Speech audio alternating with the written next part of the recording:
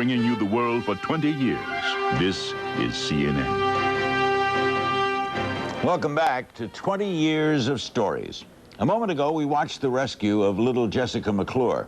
That was on a Friday in the fall of 1987. Just 3 days later, the country's attention would suddenly shift from a backyard in Texas to a street in downtown Manhattan. You know, you walk in the beginning of the day, just like anyone walking into work the beginning of the day, not knowing how the day is going to evolve.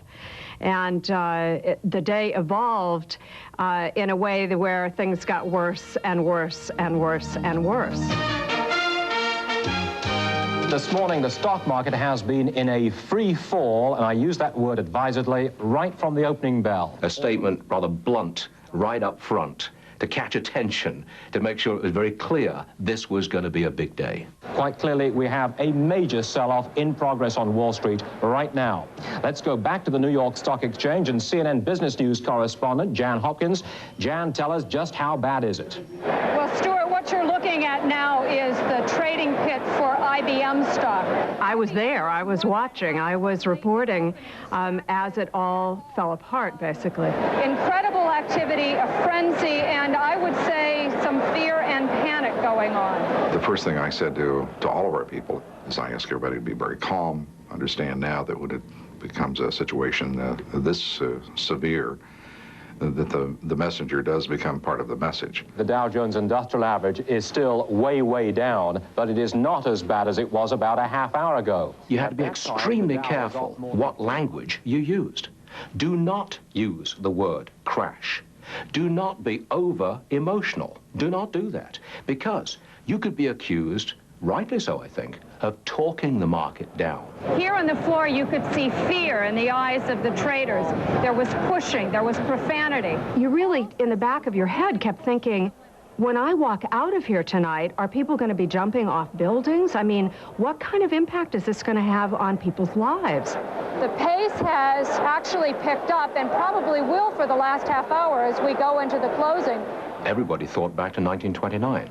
Would this usher in another Great Depression?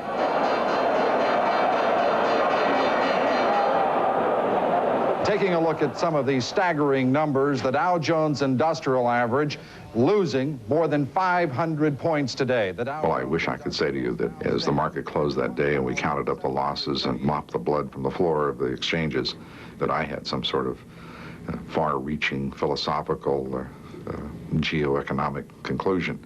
I was frankly just happy to have survived the day and that the market had closed. This is a special edition of Moneyline with Lou Dobbs. If I'm not mistaken, the first time the word crash was used was when Lou Dobbs opened up Moneyline with a simple statement. Good evening.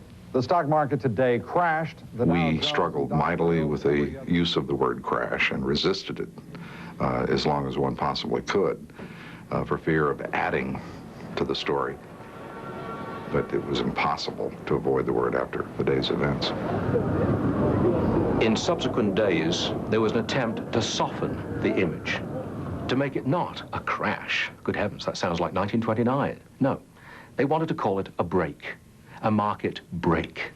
In other words, the natural progression of the stock market was somehow interrupted by this nasty break. I don't think it worked.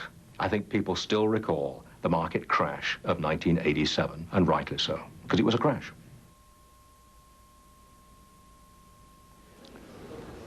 That was the first time a business story dominated the news on CNN. But the show Moneyline has been on the air from the beginning.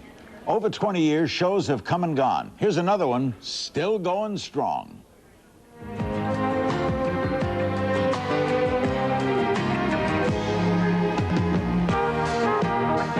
This is Style, and I'm Elsa Clench, with news from the design worlds of fashion, beauty, and decorating. We open the world of design to people around the world. Fashion had never been covered on television the way Elsa had done it, taking us into the shows, onto the runways, behind the scenes. Maybe we had 10 people who actually knew everything about the subject they were supposed to cover, and Elsa was one of them. When we started, maybe for the first 5 years, we were the only television crew there. So there were so few crews. My big problem in the beginning was fashion shows are so set up, there are lots of chairs. So I would say, I need the space of 4 chairs for my camera. And they said, you want 4 chairs in the front row? And needless to say, I always got the 4 chair space, but it was sometimes a hassle. Designers really didn't understand the concept of television. But once we started, once they saw the far-reaching effect of it, there's never been a problem. There is nothing as exciting as a good collection. I can go in like many other fashion editors, tired, depressed, fed up. Once those good clothes come down the runway, the whole world changes. It is absolutely amazing the effect good design has on us.